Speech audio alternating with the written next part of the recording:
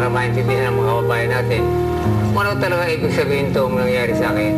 Ang message po ay ganito, ating pong Panginoon ay naghihintay sa inyo. Bigyan niyo po siya ng kahit na 10%, 10 seconds of your life every day. Pumunta kayo sa sulok, sa ibang mga lugar dyan, and just say one prayer for him, no? At matutuhan na po siya. Sa loob ng 18 araw, naisakatuparan ni Kompanyero ang kanyang misyon. Sa pamamagitan ng guesting sa telebisyon at radyo at interview sa dyaryo, naibahagi niya ang mensahe ng Panginoong Diyos sa sambayanang Pilipino kahit patuloy ang panghihina ng kanyang kalusugan. Thank you. Salamat sa inyo. Thank you. Salamat.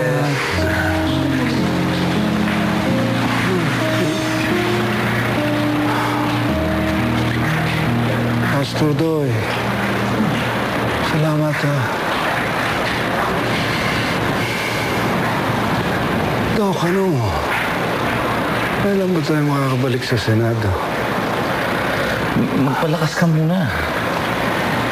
Nakita mo na kung gaano kadaming tao nagmamahal sa'yo. May purpose lahat yan eh.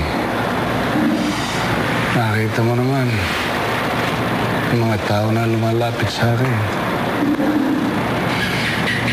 Pero may pamahagi kong mensahe ko.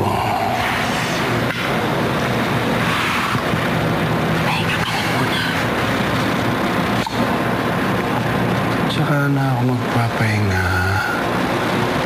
Maraming panahon para magpahinga eh.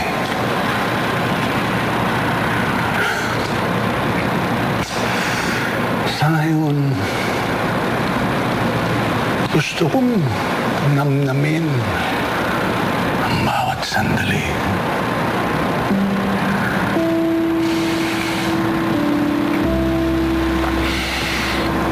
Gusto kong pagmasdan at pasalamatan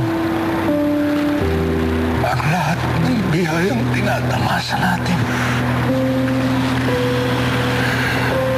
Gusto kong mahalin at yakapin ang lahat ng nagmamahal sa akin. Habang may panahon pa.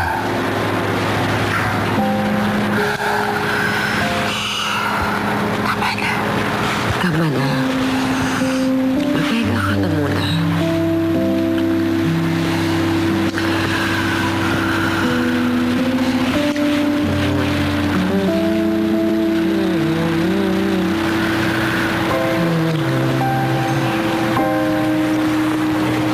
Alan, maybe it's about time for you to say goodbye to the center.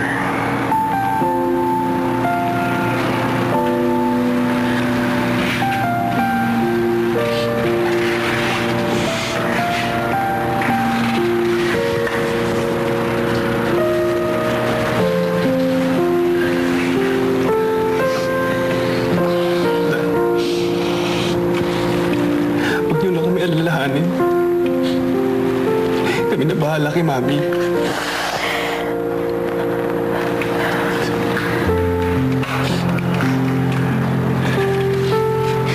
Dad, tutuloy namin ang gusto mong ipatupad. And we'll be a family.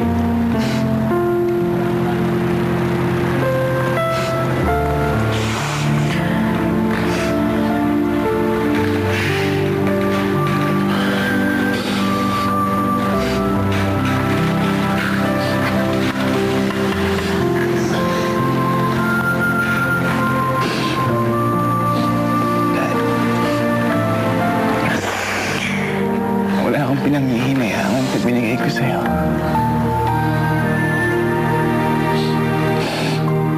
To have you for one more day, it's all worth it.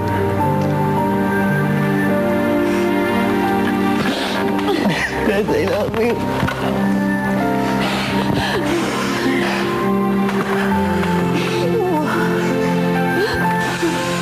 Honey, I will miss you.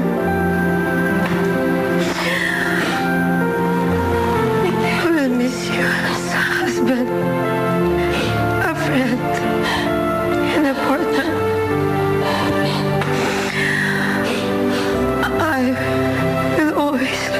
you. Temporary lang ito. Magkikita pa tayo uli. I love you. Daddy!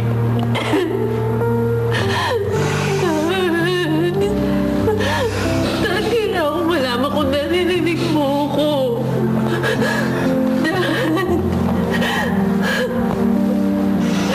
Lord, please. I need a sign. Please. Daddy, I love you. Don't leave us, please. Daddy, you know, when you get to heaven, may mag-iintay sa'yo doon. Si Gabriel. Yakapin mo siya para sa akin, ah. Yakapin mo siya ng mahigpit para sa akin. Paramdam mo sa kanya yung pagmamahal ko. Yung pagmamahal na binigay mo rin sa akin.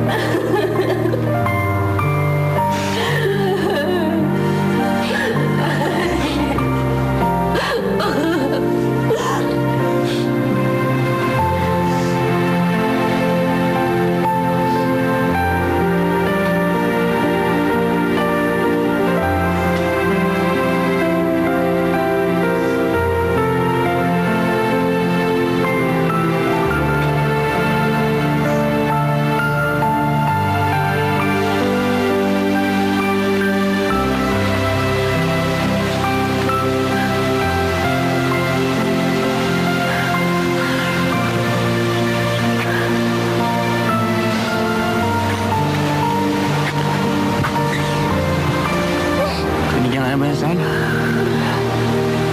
Oo. Alam mo, narinig niya lahat ng sinabi natin. Ang pinaka-importante, minahal natin si Daddy.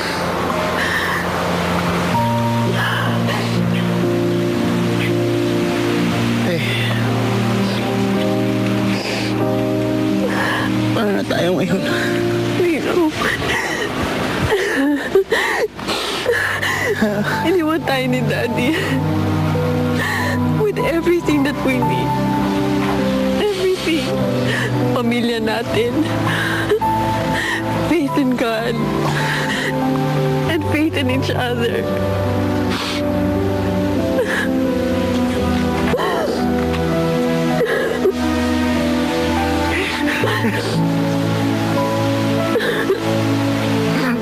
Nang sumakabilang buhay, si Senator Rene Cayetano noong June 25, 2003, ipinagpatuloy ng kanyang pamilya ang naiwang gawaing pagtulong sa kapwa, pagbabahagi ng salita ng Diyos, at ang mensaheng una sa lahat ang Panginoong Diyos.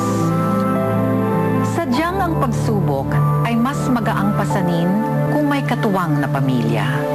Ngunit ito ay posible lamang kung matibay ang pagmamahal na nagbubuklod sa pamilya.